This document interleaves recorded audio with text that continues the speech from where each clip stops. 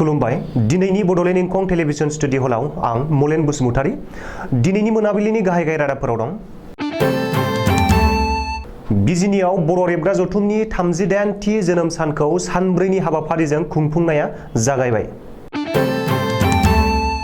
चिरांनि भारत भुटान सिमायाव एसएसबीआ गोबां बिबांनि दंफां थुख्राजों लोगोसे सासे हमदों। सनितपुराव ASRLM आरो MORDआ जुथायै स्किल डेभेलपमेन्टनि फोरोंथाय मावबादा खुंदों। बिटिआरआव हानि जरिप एबा सार्भेखौ जागायबाय। बिटिसि सोरखारा नेशनेल आरो इन्टारनेशनेल थाखोनि गेलेगिरिफोरनो रां अनसुंथाइ होदों। गाहाय फोरोंगिरि बेरलाव बेरथाव ब्रह्मखौ बुथारनाय सा-9 दायनिगिरिखौ पुलिसआ हमनो हाबाय। बिटिआरआव जौगानायनि थाखाय आसाम आयेन आफादनि रां बावजायाव माखासे थांखि लाजादों। आसामनि हाखौ नागालेन्डआ 60,000 हेक्टर आवग्रिनानै लादों। दानिया फैदो आबुं रादाबाव।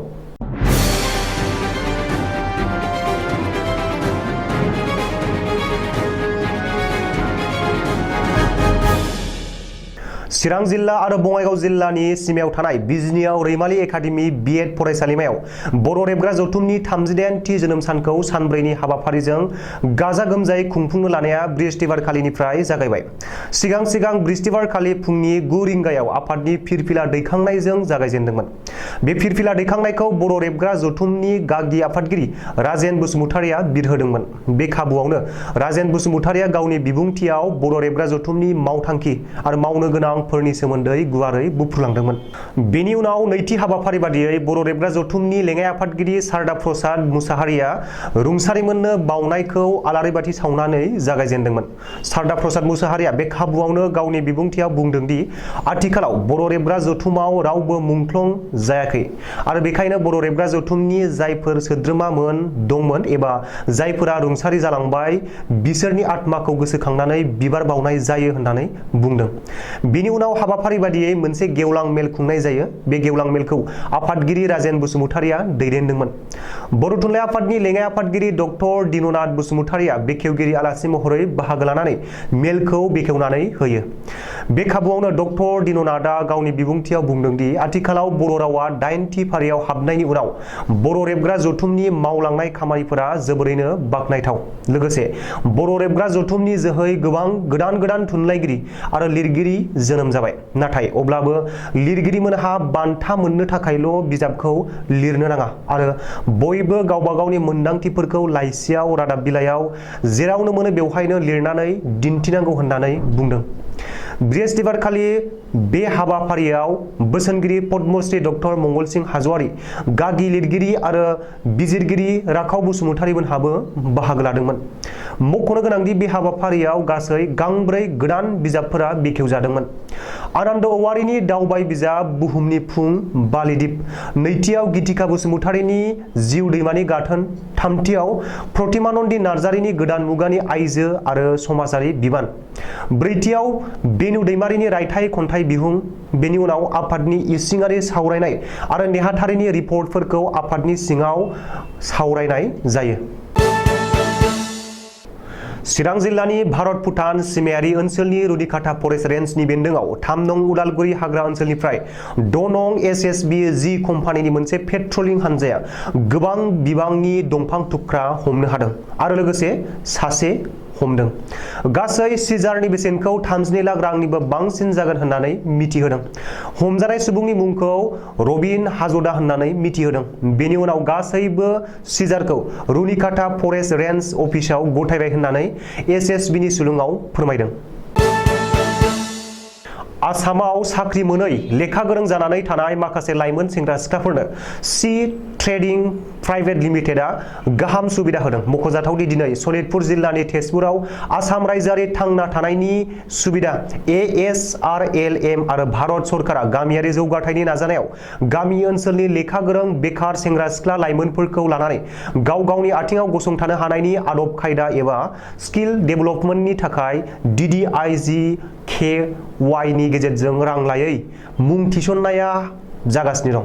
सुलुङाव मिथिनाय बादिब्ला 3-4 दाननि गेजेरावनो थार फोरोंथायखौ होगोन आरो सरकारनिफ्राय गनायजानाय इन्डास्ट्रिनि फोरमान बिलाइ एबा सार्टिफिकेट मोननाय जागोन होननानै मिथिहोनाय जादों। बिटिआरनि तामुलपुर जिल्लानिफ्राय हा सुनाय जरिप एबा सार्भे खालामनायखौ जागायबाय। मख'जाथावदि बृहस्पतिबारखालि बिटिसिनि गाहाय मावफुं सोद्रोमा प्रमद बर'आ बिटिआर ओनसोलनि जायफोर गामियाव दासिम हानि सार्भेखौ खालामनाय जायाखैमोन बेफोर गामियाव थागिबि सुबुंफोरनो हानि मोनथाय होनो थाखाय सार्भे खालामनायखौ तामुलपुर जिल्लानिफ्राय जागायबाय। सुलुङाव मिथिनाय बादिब्ला तामुलपुर जिल्ला खुंथाया नाग्रिजुलिनि ओनसोलनिफ्राय हानि सार्भे खालामनायखौ जागायजेनबाय। बेजों लोगोसेनो हाग्रा बिफाननि बेंखनाव थानाय 30 बोसोरनिबो बांसिन रायजो जाबोनाय गासै सुबुंफोरनोबो आयेन बादियै हानि फाट्टा होनो थाखाय नाजागासिनो दं होनना बिटिआर गाहाय मावफुं सोद्रोमा प्रमद बर'आ बुंथिदों। नेशनेल आरो इन्टारनेशनेल थाखोनि गेलेगिरिफोरनो गेलेनायाव गोसो दुंखांहोनो बिटिसि सोरखारा रांनि अनसुंथाइ होदों। मख'जाथावदि बुधबारखालि बिटिसिनि गेलेमु बिफाननि मावफुं सोद्रोमा दावबायसा बर'आ बिटिआर ओनसोलनि गेलेनाय बिथिंनिफ्राय नेशनेल आरो इन्टारनेशनेल थाखोआव गेलेनानै बान्था मोननाय गेलेगिरिफोरनो रां अनसुंथाइ गथायनायजों लोगोसे गांसे फोरमान बिलाइबो गथायदों। सुलुङाव मिथिनाय बादिब्ला मुलुगनां थाखोआव गोलाव खारनाय बादायलायनायाव बान्था मोननाय कुनजुल्टा बर'नो 2 लाख रांनि चेक गथायदों। बेनि अनगायैबो गोजोन नार्जारि, सुरत बसुमतारी, अन्जन कुमार सिंहा आरो कर'नाकान्त अजामोननो गासै 25,000 रांनि चेक गथायदों आरो नेशनेल थाखोआव गेलेनाय सा 59 गेलेगिरिफोरनोबो 10,000 रांजों लोगोसे गांसे फोरमान बिलाइबो गथायदों। क'क्राझार सोनाब फारसे थानाय खुंग्रि गामिनि गाहाय फोरोंगिरिखौ माखासे दुथांफोरा दाय गैयाबालानो हमना लांना खास्रि बिस्रियै बुथारनाय सा 8 दायनिगिरिफोरखौ पुलिसआ हमनो हाबाय। मख'जाथावदि थांनाय बुधबारखालि क'क्राझार सहरनि सोनाब फारसे थानाय खुंग्रि गामिनि 918 नं गुदि फरायसालिनि गाहाय फोरोंगिरिखौ फुंनि समाव सोरबा सिनाय मोनै सुबुंफोरा लांनानै खास्रि बिस्रियै बुथारना सेसाफानि रेल गेटनि खाथियाव गारना गालांदोंमोन। दाय गैयै गाहाय फोरोंगिरि बेरलाव बेरथाव ब्रह्मखौ बेबायदि बुथारनाय जाथायनि सायाव नखरनि सुबुंफोरा फकिराग्राम आरो क'क्राझार पुलिस थानायाव एफआइआर होदोंमोन। नखरा एफआइआर होनायनि उनाव पुलिसआ गोख्रों नायबिजिरनानै दासिम बे जाथायजों लोब्बा थानाय सा 8 दायनिगिरिफोरखौ पुलिसआ हमनो हाबाय होनना सुलुङाव फोरमायदों। डक्टर हिमन्त बिश्व शर्मानि दैदेननायाव बिजेपि सोरखारनि समाव आसाम आयेन आफादनि नैथि रां बावजा जथुमाव राङारि मन्त्रि अजन्ता नेवगआ बुधबारखालि गावनि बाजेट थफ्लाखौ बुफ्रुनानै होनायाव बिटिआरआव जौगानायनि थाखाय माखासे थांखि आजावजादों। बेफोरनो जादों बिटिआर ओनसोलनि गासै 50 सोलोंसालिमाखौ प्रभिन्सियेलाइज खालामगोन।